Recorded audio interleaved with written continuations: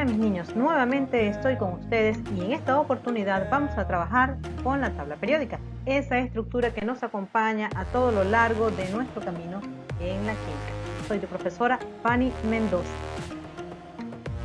Iniciemos conociendo qué es la tabla periódica, pero debo mencionarles que desde la antigüedad se han clasificado los elementos de una manera coherente y práctica, con el propósito de ¿qué? De ubicar de manera rápida y eficaz cada uno de ellos las veces que nos sea necesaria.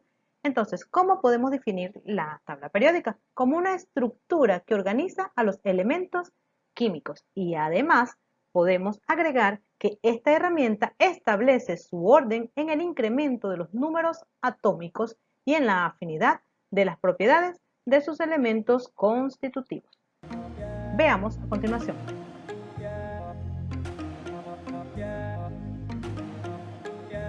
Veamos cuáles son los orígenes de la tabla periódica, partiendo de una línea de tiempo la cual desarrollé y está estructurada en 3 diapositivas. Veamos nuestra primera.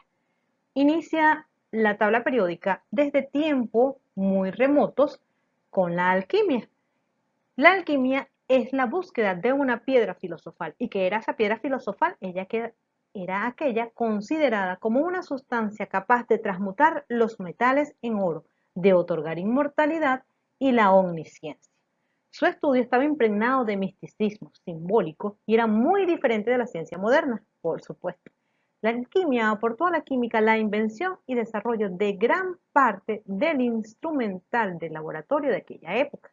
Los primeros alquimistas occidentales que vivieron en los primeros siglos de nuestra era y también inventaron algunos equipamientos y procesos usados posteriormente por la química.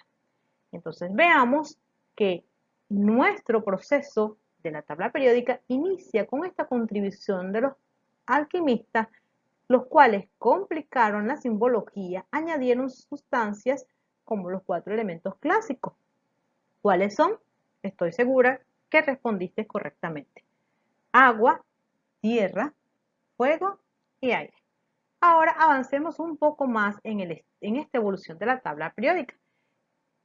Pese a que sus raíces están en la alquimia, desde la primera ordenación de los elementos ha tenido lugar a lo largo de más de un siglo de la historia y ha ido pareja al desarrollo de la ciencia. Aunque los primeros elementos conocidos como el oro y el hierro también se conocían desde antes de Cristo.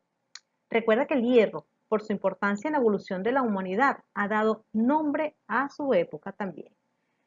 Luego de los alquimistas se implanta un señor Robert Boyle. Ya les voy a echar el cuento de cada uno de ellos. Veamos, en 1661 él nos presenta una obra muy peculiar en donde la llama el químico escéptico. Esto que está acá es la portada que él nos presenta de su obra. Los invito a que con calma la visiten. Egny Brown, por su parte, en 1669 establece el primer elemento descubierto, el cual fue el fósforo, y fue aislado en 1670. Imagínense todo lo que significó para la evolución de la humanidad el fósforo. Ahora, Antonio Lavoisier, muchos años después, en 1789, elaboró un listado de 33 sustancias simples que incluían algunos compuestos. Fíjense que no estaban, por supuesto, los elementos tal separados como los conocemos. Él aquí consideraban algunos compuestos como elementos. Más adelante, Jeremías Richter en 1793 hace un primer ensayo de un sistema periódico de los elementos. Fíjense cómo lo presenta él. Luego, en 1805, John Dalton mantuvo algunos de los símbolos de los alquimistas presentados acá, cuando publicó su teoría atómica. Fíjense que para nosotros esto es una simbología que no nos puede representar nada, pero para aquel tiempo ello era sumamente valioso. Por su parte, Jacob Berzelius en 1813 introdujo las simbologías más modernos de los elementos oro, plomo, mercurio, hierro. Fíjense, aquí están, y la simbología queda representada tal cual como acá. Esta figura que les presento aquí, fíjense que están tanto Dalton como Berzelius, hacen una comparación de la simbología presentada.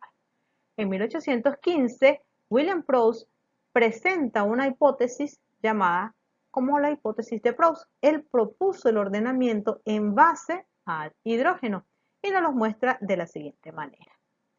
Bien, continuemos en esta línea del tiempo hacia nuestra siguiente diapositiva. A continuación, seguimos con nuestra línea del tiempo, con el señor Johann Dobereiner, quien propuso el ordenamiento en base a las triadas, también conocidas como triadas de Dobereiner. Seguidamente, Emily Charkowski ordenó en 1862 los elementos en un tornillo telúrico, cuya forma estructurada eran estos, y aquí estaban los elementos. Posteriormente, John Alexander Newlands propuso en 1863 que los elementos se ordenaran en octavas, conocidas también como las octavas de Newland. Se une Lothar-Meyer a esta línea del tiempo en 1868, quien publicó dos tablas periódicas parciales. He aquí su muestra. Aporta también su contribución Dmitri Mendeleev en 1869, quien reordena los elementos en una serie de 7. Nos detenemos un poco en 1871 porque Mendeleev publicó su tabla periódica en una nueva forma, con grupos de elementos similares dispuestos en columnas en lugar de filas, numeradas del 1 al 8, en correlación con el estado de oxidación del elemento.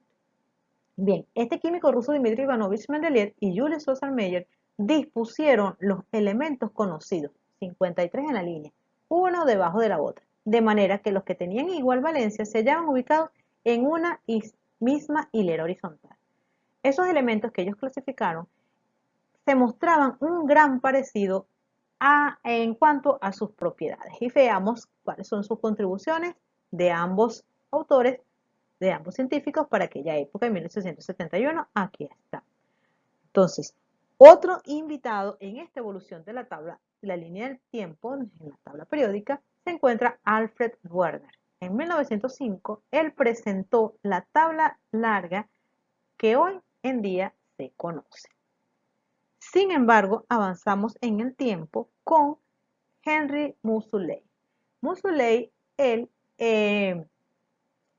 reagrupó los elementos en un orden creciente del número atómico. Hay que destacar aquí que mediante estos estudios de rayos X que hizo Moseley, determinó la carga nuclear, es decir, el número atómico de los elementos. Aún hoy en día se investiga la posible existencia de los nuevos elementos para añadirse en la tabla periódica. Muy bien, sigamos en nuestro estudio.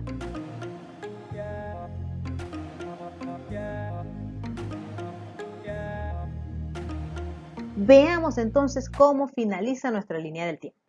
En el 2019, finaliza en este año, conocido como el Año Internacional de la Tabla Periódica. Ahora veamos cómo llegamos acá.